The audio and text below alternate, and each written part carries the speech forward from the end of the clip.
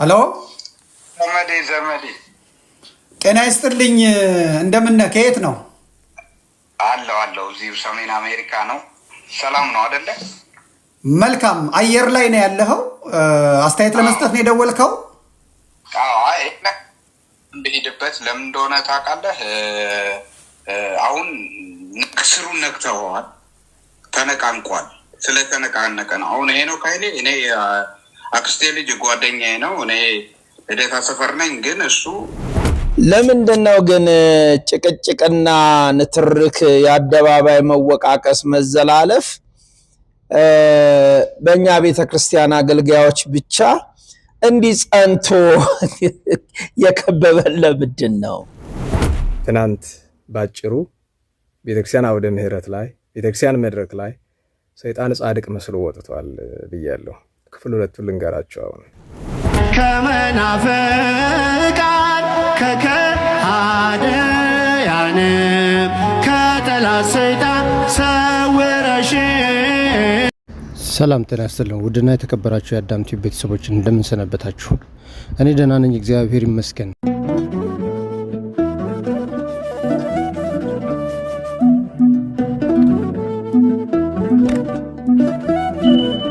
ውድና የተከበራችሁ የአዳም ቲዩብ ቤተሰቦች እንግዲህ በተለመደው መልኩ በአላፍ ዝማሬ ላይ የተለየ እይታ የተለየ ሀሳብ እየመነጨ ነው። እንግዲህ ከስር መሰረቱ ነው ነገሮችን ማጥራት የሚጠበቅብን። በመሆኑም እንግዲህ በዲያቆን ሄኖክ እየተካሄደ የነበረው የአላፍ ዝማሬ እጅግ በጣም አወዛጋቢ እንደነበረ ይታወቃል። እንደው ከላይ እንዲሁ እንደ ንፋስ በመጋለብ ብቻ ነጭ ነጠላ ለብሶ ሃይማኖታዊ ስርዓትን ማድመቅ ብቻውን ዋጋ እንደሌለውና በኋላም ደግሞ ለሚመጣው ችግርና ጦስ ዋጋ እንደሚያስከፍል ባለመገንዘብ ብዙዎች የሃይማኖት ቅናት ይዟቸው ትክክል ነው መንገዱ እያሉ ይጓዙ ነበር። ይህንን ዝማሬ መቅረቡ ትክክል አይደለም ማለት አይደለም። ነገር ግን በውስጡ ምን አለው? ምንድነው ውስጡ ያለው? ወይም ደግሞ ሊተላለፍ የተፈለገው ምንድነው? ማንነውስ ይሄን ነገር ኢኒሼት ያደረገው ያነሳሳው? በምን መልኩ ነው መሆንስ የነበረበት የሚለውን ነገር ማጥራት ስላለብን ነው። እሺ፣ ሌላ ሰው ደግሞ እናስገባ። ሄሎ ዘመዴ ጤና ይስጥልኝ። እንደምን ነህ? ከየት ነው? አለው እዚሁ ሰሜን አሜሪካ ነው። ሰላም ነው አይደለ? መልካም። አየር ላይ ነው ያለኸው? አስተያየት ለመስጠት ነው የደወልከው? አይ እንደሄድበት ለምን እንደሆነ ታውቃለህ? አሁን ስሩን ነክተዋል፣ ተነቃንቋል። ስለተነቃነቀ ነው። አሁን ይሄ ነው ካይሌ እኔ አክስቴ ልጅ ጓደኛዬ ነው። እኔ ልደታ ሰፈር ነኝ፣ ግን እሱ ከትንሽነቱ እስከዚህ ድረስ በሴራ አጎንጉነውት ነው እንትን የሚሉት። ያው እንትንን ታውቀዋለህ፣ ጎላ ሚካኤል የማነ ዘመንፈስ አቶ ዘመንፈስ እዛ አስተዳዳሪ የሆነው ምን አይነት ስራ ምን አይነት ነውር ሲያደርጉ እንደነበር ኔትወርኩን አንተ ይዘኸዋል። እንግዲህ እንትኑን ከጨበጡ አይለቁ ነው። ሁለተኛ ዘመንፈስ ደግሞ የማነ ዘመንፈስ ታውቀዋለህ። አሁን ቤተክርስቲያንም እንደ ሀገርም የሚሰራውን ስራ የእነሱን ደባ አንተ ያው ግልጽ ነው። ከለታ ጀምሮ ቦሌ መድኃኔዓለም ቤተ ክህነት ሁሉን የሚያደርጉትን ነገር አሁን ምን አይነት ነገር ነው እሱ ጋር ይሄ ጃንደረባው የሚባለው ጋር የሰንበት ትምህርት ቤት መሰረታዊ ትምህርት ያልተማሩ የቤተ ክርስቲያን ዶግማ ቆነና ትውፊት የማያውቁ ይሄ ሾው ብቻ እና ደግሞ ነውር ብርቃቸው እነሱ ናቸው ተሰብስበው ይሄን ነገር እያደረጉ። እነዚህ ሰዎች እንኳን ለቤተ ክርስቲያን አይደለም ለሀገርም ለሕዝብም ለወገንም ጥፋት ነው የሚሆኑት። ስለዚህ የማያስተውል ትውልድ ደግሞ ይገለበጣል ነው የሚለው መጽሐፉ። ስለዚህ ትውልዱ መንቃት ማስተዋል ነው ያለበት። እነሱ ሄኖክን እዚህ ደረጃ ያደረሱት በአይናችን እያየው።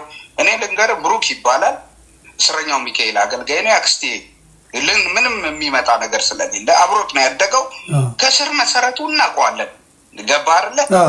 እዚህ ካህናቱ የሌላቸው አስተዳዳሪው የሌላቸው ከልጅነቱ ጀምሮ የማይገባውን ነገር ሰጥተው አሁን ደግሞ በዓለም አቀፍ ደረጃ ሀገርን ቤተክርስቲያንን ሊያጠፋ በሚችል ደረጃ አንደርግራውንድ ስራ ተሰጥቶት በሚሽን ነው እየሄደ ያለው እያካሄደው ነው። አሁን ትውልዱ መንቃት ነው ያለበት። ስፔሻሊ ሰንበት ትምህርት ቤት ማህበረ ቅዱሳን ያው እያየን ነው። ብዙ ስራ የሚሰራ አካል ሰንበት ትምህርት ቤት ያደገ ሰው ይህን ነገር ማየት ነው ያለበት። ይህን ነገር ነው መመርመር ያለበት። እየታየን ነው እኮ ፊት ለፊት። እንግዲህ እናስተውል። በአመት አንዴ ገቢ የሚደረገው እኮ ገናን ምን የሚከበር የነበረው ላሊበላ ነበር። ወና አስቀሩት። እየተሰራብን ያለነው ነገር። ሁለተኛ ተቋም አለን አይደል እንዴ? ሲኖዶሱ ባይሰራም ቤተ ክህነቱም አገረ ስብከቱም እንትን ባይል ግን የነሱን ቦታ እየሸፈነ ነው ያደረገው። ይሄ ነገር እስከመቼ ነው መቀጠል ያለበት? ስለዚህ ወጣት በተለይ ንቃ። በተለይ እዚህ ጥምቀት ላይ ያላችሁ ወጣቶች ብዙዎቹ ከሱ ጎን አይደላችሁ እናውቃለን። ይሄን ነገር ግን በሁሉም ደረጃ መንቃት ነው ያለብን። በሜካፕ ሀገር አይመራም። በሜካፕ አምልኮ የለም። ትውልዱን እኛ አሁን እዚህ የሰለጠነው ሀገር ነው ያለነው። እምነት አልባ አድርገው እንደዛ አካሄድ ነው ቸርችረው ያጠፉት። እሱ ደግሞ ትልቅ ሴራ ይዞ ነው የመጣው እና ይህን ነገር እንትን ማለት ነው። ዘመዴ አንተ ስትናገር የሌለ ጥቅም የሌለ ነገር የሆነ ነገር ፈልግ አይደለም። ጋተው ነጭ ነጩን ነው የምትገተው። እውነቱን ነው አንተ የተናገርከው። ያልተፈጸመ ያልሆነ ምንም ነገር የለም። ስለዚህ ፊት ለፊት ከሚናገረው እንዴ እኛ ሴረኛ ብንሆን እኮ እንደሱ አይነት ድጋፍ ብንኖር እኮ ብዙ ታሪክ ብዙ ነገር በሰራ። ስለዚህ ማስተዋል ነው ያለበት። የሄኖክ አካሄድም ሁላችንም ልንቃወመው ልናወግዘው ብንችልም አባቶቻችን እውነተኞችን ልናነቃበት የምንችል ነውና ትውልድ ንቃ። በሶሻል ሚዲያ ቤተክርስቲያን አትመራም። በማንም ነውረኛ ሀገርና ቤተክርስቲያን እንትን አትልም። የሴራቸውም ደግሞ በተለይ አርሲ ላይና በየሀገሩ ያሉ የንጹሃንን ደም ለመሸፈን የተደረገው ነገር እውነት መቼም እውነት ናት። 10 ክንፍ አውጥታ ብታበርም እውነትን አትቀድማትም። የሄኖክም እሱን መሰሎቹ ሴራ እያጋለጥን እንሄዳለን። እኛም ያንን ነገር ደግሞ ተጠቅመንበታል። ምንም ይሁን ምንም ህዝቡን አንቅተዋል። አንተ የቻለው በሚችለው መንገድ ሶሻል ሚዲያውን ተጠቅሞ ያንን ነገር ሲቃወም ነበርና ይሄ ነው ዘመዴ በርታ። እየሰማም ሳይወድ በግዱ ሁሉ እየሰማ ለዚህ ተጨባጭ የሆኑ ዋና ዋና ማስረጃዎች እየቀረቡ ነው። እነሱ ቪዲዮ ትመለከታላችሁ። ቅዱሳን የሚያስቀይመውን ነገር ነው የምነግራችሁ። የኢትዮጵያ ኦርቶዶክስ ተዋሕዶ ቤተክርስቲያንን ማንንም መምሰል አይጠበቅባትም። ቤተክርስቲያናችን እኔን መምሰል የለባትም፣ አንተን መምሰል የለባትም፣ አንቺን መምሰል የለባትም፣ ጳጳሱን መምሰል የለባትም፣ ቄሱን ዲያቆኑን አይደለም የምትመስለው። ቤተክርስቲያን የምትመስለው ባለቤቷን ጌታችን ኢየሱስ ክርስቶስን፣ ግዝእትነ ማርያምን፣ ቅዱሳንን፣ ሰማያውያን መላእክትን፣ ቅዱሳን ሊቃውንትን፣ ከሁሉ ደግሞ ብሉይን፣ ሐዲስን፣ ፍትሐ ነገሥትን፣ ፍትሐ መንፈሳዊን፣ የቅዱሳን ገድላትን ነው መምሰል ያለባት። ማንንም መምሰል የለባትም። ለምን ይህን ትላለህ ብትሉኝ ትናንት ነግሬያቸዋለሁ። በሰው አድሮ መድረክ ላይ የወጣው ጸላይ ሰናያት እሱን እንድትመስል ይፈልጋል። እሱን እንድትመስል ደግሞ እሱ ያደረባቸውን ሰዎች እንድትመስል ነው እያደረጋት ያለው። ሰዎች ቅዱሳን እንደኖሩት መድኃኔ ዓለም ቸሩ ክርስቶስ እንዳዘዘው እንደ አባቶች መኖር ሲያቅታቸው እነሱን የምትመስል ቤተክርስቲያን ለመፍጠር እየሰሩ ነው። ብዙ ጊዜ ተሐድሶ ሲባል ሰው አደባባይ ወጥቶ ቤተክርስቲያንን የሚሳደበው ሰው ብቻ ይመስለዋል። ዛሬ የተሐድሶ መንፈስ የሌለበት አገልጋይ መድረክ ላይ የቆመ ስንት ይገኛል? መፍትሄው ምንድን ነው? 2 ነው። አንደኛ መድረኩ ላይ ያለን ቤተ መቅደስም ያለ በስልጣንም ያለ ቅዱሳንን መምሰል አቅቶሃል? እንደ ታዘዘው እንደ ሥርዓቱ እንደ ፍትሐ ነገሥት እንደ ሐዋርያት ሲኖዶስ እንደ ክርስቶስ እንደ መድኃኒታችን ትእዛዝ መኖር አቅቶሃል? ስለ አቃተህ ብቻ ቤተክርስቲያን አንተን እንድትመስል አታደርጋት። ለአንተ ፈቃድ አታበላሽ። ልቀቅ። ጳጳስም ብትሆን ልቀቅ። ቄስም ብትሆን ልቀቅ። ዲያቆንም ብትሆን ሰባኪም ዘማሪ ነኝ የምትልም ብትሆን ልቀቅ። እዚህ ምን ትሰራለህ? አንተ ቤተክርስቲያን እንደምትፈልገው እንደ ትናንቱ እንደ ጥንቱ እንደ እውነቱ እንደ መጽሐፉ እንደ እግዚአብሔር ፈቃድ እንደ መንፈስ ቅዱስ ሐሳብ መኖር ካቃተህ ልቀቅ። ለምን አንተ እንድትመስል ታረጋታለህ? ለምን እኔ እንድትመስል አረጋታለሁ? ቤተ ክርስቲያን የምትመስለው ክርስቶስን ነው። ከሱ በታች እመቤታችን ቅዱሳንን ነው የምትመስለው። በጣም ብዙ ነገር እየተቀየረ ነው። ብዙ ነገር እየተበላሸ ነው። በጭብጨባ በሆሆታ የሚሆን ነገር የለም። እኔ ዳይን ነው የምዋጣው። ስለዚህ ቤተ ክርስቲያንን ራሳችንን ምክንያቱም የኛን ፈቃድ ስናስመስላት ሰይጣን እንድትመስል እያደረግናት ነው። ለዛ ነው በሰው ታዝሎ ሰይጣን ጸላዔ ሰናያት መድረክ ወጥቷል፣ አውደ ምሕረቱን ተቆጣጥሯል በዚህ ዘመን። ይሄን ደጋግሜ ተናግሬያለሁ። አሁን የምናገረው እሱ ነው። ምክንያቱም እየተደረገ ያለው ነገር በየመድረኩ በብዙም በጥቂትም በስብከትም በመዝሙርም በምንም በለው በአጠቃላይ በቤተክርስቲያን እየተደረገ ያለው አብዛኛው ነገር ቤተክርስቲያንን እኛን ወደ መምሰል እያወረድናት ነው። እኛ ቅድስት ቤተክርስቲያንን ወደ መምሰል መውጣት ሲያቅተን እኛ ወደኛ እያወረድናት ነው። ስለዚህ ተው፣ ግድ የላችሁም። ተው፣ ከዚህ በላይ ጥፋት ይመጣል። ተው፣ የመጨረሻው ጥፋት የመጣ ቀን ሁላችንም አንሸከመው። ተው፣ ለትውልድ እንዘን። ምን በላው አተን ከሆነ ለምን ሰርተን አንበላም? በሞቴ ድብድብ ቤተክርስቲያንን መሸቀጫ ያደረግናት ለምን? ይሄን ነው አደራ እምላችሁ። ይሄ ነው አደራው። ይሄ ነው የአባቶች፣ ይሄ ነው የቅዱሳን አደራ። ይሄ ነው ሰማያዊ አደራው። ቤተክርስቲያን ክርስቶስና ቅዱሳን ብቻ ነው የምትመስል አደራ። ኋላ አንችለውም። አደራ። እግዚአብሔር አምላካችን ክብር ምስጋና ይድረሰው። እመቤታችን ድንግል ማርያም ክብር ምስጋና ይድረሳት። ንጹሐን ሁሉ ክብር ምስጋና ይድረሳቸው። በሰላም ያውለን። በዚህ አጋጣሚ ዲያቆን ሄኖክ መነሻው ምንጩ እንግዲህ ነገሮች ሁሉ ከመነሻው ነው መታወቅና መታየት ያለባቸው መጥራትም ያለባቸው። የዲያቆን ሄኖክ አስተዳደግ በቤተ ክርስቲያን ዙሪያ ላይ የነበረው ህይወት፣ ከዛም አባቶች እንዴት አድርገው እንዳሳደጉት፣ እንዴት አድርገው ኃላፊነት እንደሰጡት፣ በተለይ ደግሞ የማነ ዘመንፈስ ቅዱስ የሚባል የቤተ ክርስቲያኒቱ የቤተ ክህነቱ መሪ የነበረ ነው። እንግዲህ እሱ እንደምታውቁት በትግርኛ ሬዲዮ ጣቢያ በትግርኛ ቴሌቪዥን ጣቢያ ላይ የዜና አንባቢ የነበረ ሰው ነው። ያ ማለት ደግሞ በቤተ ክህነቱ ላይ ሮል ወይም ሚና አይኖረውም ማለት አይደለም። ክህነት አለው፣ በክህነቱ ያገለግል ነበረ።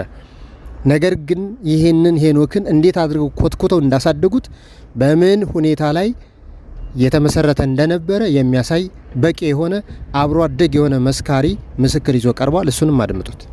አሁን ሄኖክ ኃይሌ እኔ አክስቴ ልጅ ጓደኛዬ ነው። እኔ ልደታ ሰፈር ነኝ። ግን እሱ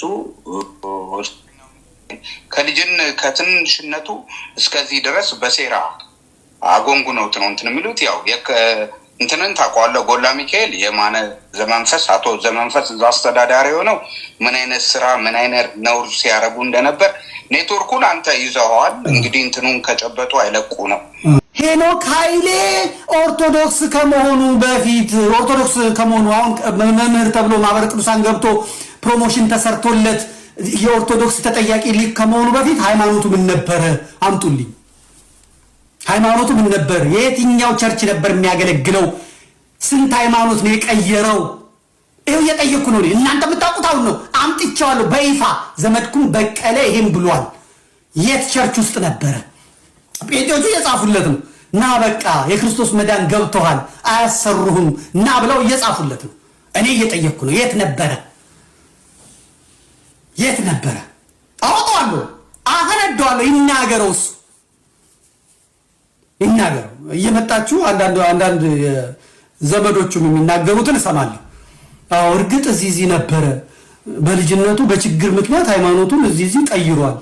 አሁን ግን ከተመለሰ በኋላ እና ኦርቶዶክስ ከሆነ በኋላ እንደዚህ ሲያገለግል ምቀኝነት ነው ይሄ ምናምን ይሏል። ይንገረን ምን ያውቃል? ይንገረን። ዝም ብዬ አይደለም የምናገረው።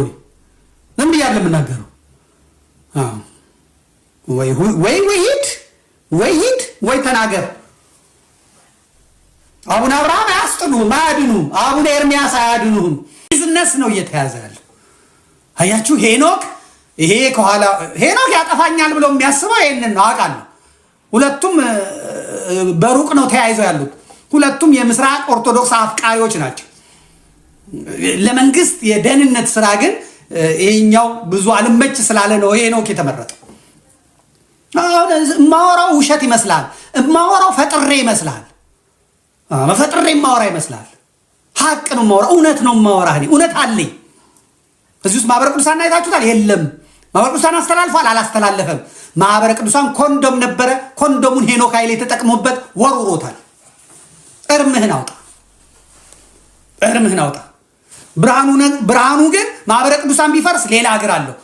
ሄኖክ ምንድነው ያደረገው? ልክ ማህበረ ቅዱሳን ግቢ ጉባኤ እያለ ሃይ አይኩ ያላቸውን ስትሬት ኤ ያላቸውን በማድረግ የሚመረቁትን መርጦ የራሱ አባላት አድርጎ ስራ ሲይዙ ቢዝነስ ሲጀምሩ ሚኒስትር ሲሆኑ የራሱ እንደሚያደርጋቸው ሄኖክ ኃይሌም ይላክ ነበረ። ሲላክ የግቢ ጉባኤ ሄዳ አስተምር ሲባል ሚስት ነው ያገኘው። ግቢ ጉባኤ ሄዶ ሚስት ነው የመረጠው።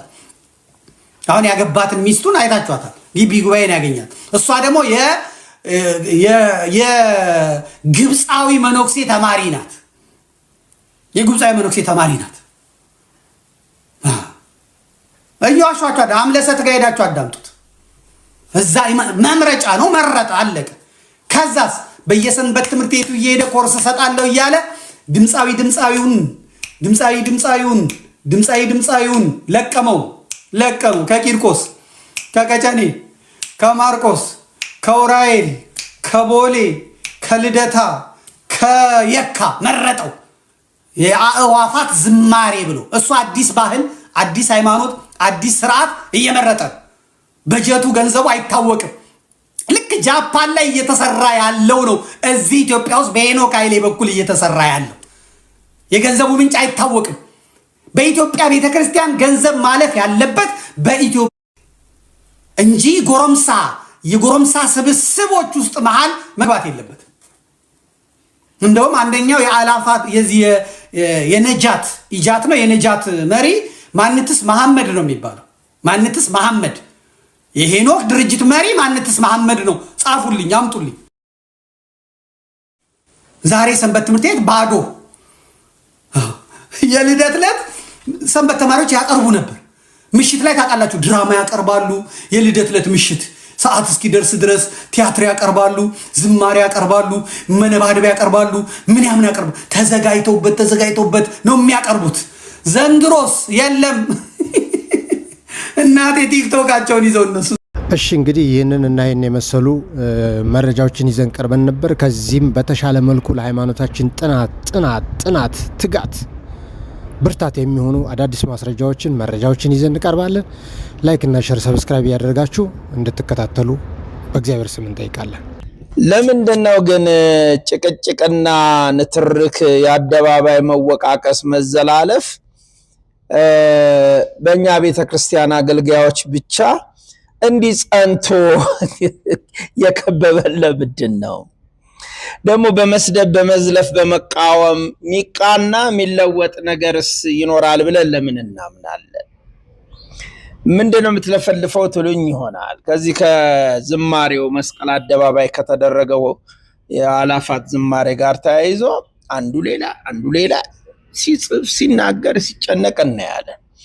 ክፍተት አለ ከተባለ አንድ ነገር ክፍተቱን ለማረም ጥረት ማድረግ ነው። ማንም አገልጋይ በዚህ ልክ ሰው ሰብስቦ አንድ አርጎ አቀናይቶ ዝማሬን ተለማምዶ የዝማሬውን መጫወቻ መሳሪያዎች አዋህዶ አልባሳቱን አስተካክሎ የኢትዮጵያ ቤተክርስቲያን ታሪክ ውስጥ አደባባይ ወጥቶ እንዲዘመረ ተቋም አላየን። ዳንኪራ የመታ ስለዘመርክ ከበሮ እስኪቀደድ ያጮክ ስለዘመርክ አትጸድቅም። በወንድምህ ደም እየተረማመድክ እስከ ሄድክ ድረስ አትጸድቃት። እኔ አይደለሁም ያልኩ የፈጣሪ ሕግ ነው ያለው። ወይ ሃይማኖቱ አይገባው ወይ ደግሞ ያችን ትንሽ የገባችውን ሃይማኖት አይኖራት። እኔ ግራ ግብት ነው የሚለኝ። በአደባባይ በፀሐይ በጉባኤ ክርስቲያን እየታሳደደ በጅምላ በየቀኑ 20 30 15 ሰው እየታረደ አንተ ነጭ ለብሼ ካልዘመርሁ አልጸድቅም ብለህ ስትፈራገጥ ምኑን ነው ይሄንን የቁም ሞት እንድትሞቱ እንደው ምኑን የበላችሁት የጠጣችሁት? የትም ቦታ ሁን፣ የትም ዓለም ላይ ሁን፣ ኦርቶዶክስ ከሆነ ለምን ኦርቶዶክሶች ይገደላሉ? ለምን ይታረዳሉ? ለምን ይገደላሉ? ጸረ ኦርቶዶክስ አገዛዝ ስልጣን ላይ ስላለ። ይሄ ጸረ ኦርቶዶክስ አገዛዝ ግድያውን ያቆም ዘንድ ደግሞ ለዓለም አቀፉ ማህበረሰብ አቤት ተብሏል። የዓለም አቀፉ ማህበረሰብ ለምን በሃይማኖታቸው ምክንያት ሰዎችን ትገላቸዋለህ ብሎ ጥያቄ አቅርቦለታል። ይሄንን ለማዳፈን ይሄውን ያልገደልኩም እኮ እየዘመሩ ነው ነጭ ለብሰው ይሄው በሚል የሚዲያ ሽፋን ለመስጠት እየተጎተቱ ዜና ይሰራባቸዋል። ሰው ዓለም ምንድነው እነዚህ ኦርቶዶክሶች ሞቱ የሚሉ ውሸታቸውን ነው እንዴ ማለት ይጀምራል ማለት ነው። ስለዚህ አፕሪሼት ነው የምናደርገው፣ እግዚአብሔር ይባርክልን ነው ምንለው። አብሮ ግን እንዳንድ አማኝ እንዲህ ቢሆን ጥሩ ነው የሚል በጎ ሐሳብ መስጠት ደግሞ ጨዋነት ነው። ማንም ሰው የማንንም ሐሳብ የልቡን ጥልቀት ከእግዚአብሔር ውጪ ማንም ሊመረምር አይችልም።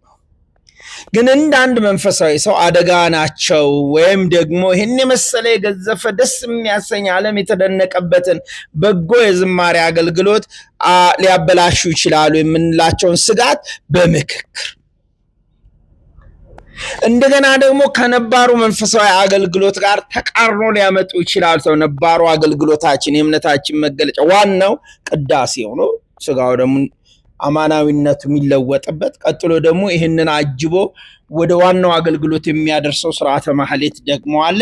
እነዚህ ምክንያቱም የኦርቶዶክሳዊ የአምልኮ መገለጫ ከሰማይም ከምድርም ከዝማሬውም ከምኑም ከማህሌቱም ከሰዓታቱም በላይ ቅዳሴው ነው። ርደተ መንፈስ ቅዱስ ሆኖ ስጋውና ደሙ የሚለወጥበት ሰዓት፣ ያንን የበላ የጠጣም ነው የዘላለም ሕይወት የሚያገኘው። ይህንን እንዳያስተጓጉል ማድረግ የሚለውን ደግሞ ማህበሩ በጥሩ ሁኔታ ገለጸው። እኔ በእውነቱ ከወንድማችን ጋር እንደ የረባ እንኳን ሰላምታ የለኝም። ግን ራእይ ይዘው የሚመጡትን ሁሉ ደብድበን ቀጥቅጠን ተችተን ስም አውጥተን ታፔላ ለጥፈን እንዴት ይቻላል? የምክክር መድረክ ለምን አናዘጋጅም? ይሄም በብዙ ሺህ የሚቆጠር ህዝብ ነገ ኦርቶዶክሳዊት ቤተክርስቲያንን እንዲያግዝ እንዲረዳ ፕሮጀክት ቢሰጠው እነ ዲያቆን ኃይሌ መቼም ያውቁታል የኢትዮጵያ ቤተክርስቲያንን ጉዳይ። ፕሮጀክት ቢሰጣቸው ጎደሎውን ሊሞሉ፣ የተሰበረውን ሊጠግኑ፣ የጠፋውን መልሰው ሊገነቡ ይችላሉ። ትኩረቱ አዲስ አበባ ላይ ብቻ መሆኑ ቀርቶ ማለት ነው። ግን እያነሳን እየጻፍን እየደገምን ሁሉ ጊዜ ሚዲያ ሙሉ የኦርቶዶክስ ቤተክርስቲያንን ጉዳይ የሚያወራ ከሆነ በወንድሞች መካከል ጥርጥር ያስነሳል፣ መፈራራት ያስነሳል፣ ለአንድ ዓላማ መዘጋጀትን ያጠፋል፣ ህብረትን ይቀንሳል። ኦርቶዶክሳዊት ቤተክርስቲያንን ሊያግዙ የሚመጡ በጣም ቅን የሆኑ የዋህ ምዕመናን ደግሞ ይህን ብጠጋ እንዲልባል ይችላለሁ ብለው እያፈገፈጉ እንዲሄዱ ያደርጋል።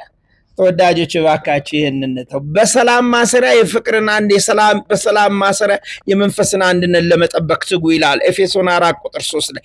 ማናቸውም ነገር በሰላምና በፍቅር ብቻ ሲሆኑ ውጤት ይኖራቸዋል። ካጠፋው አረሙ። እሺ አባታችን መምህራችን እጅግ በጣም የምናከብረውት የቤተ ክርስቲያናችን አይን የሆኑ መምህር ነዎት።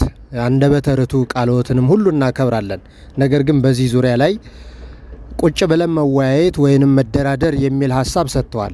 ከዲያቆን ሄኖክ ስርዓት ከአላፍ ዝማሬና ትክክል አይደለም ብለው ከሚሞግቱና ትክክል ነው ብለው ከሚያካሂዱት ኃይሎች ጋር ለማስማማት ያደረጉት ሐሳብ እጅግ በጣም ጥሩ ነው።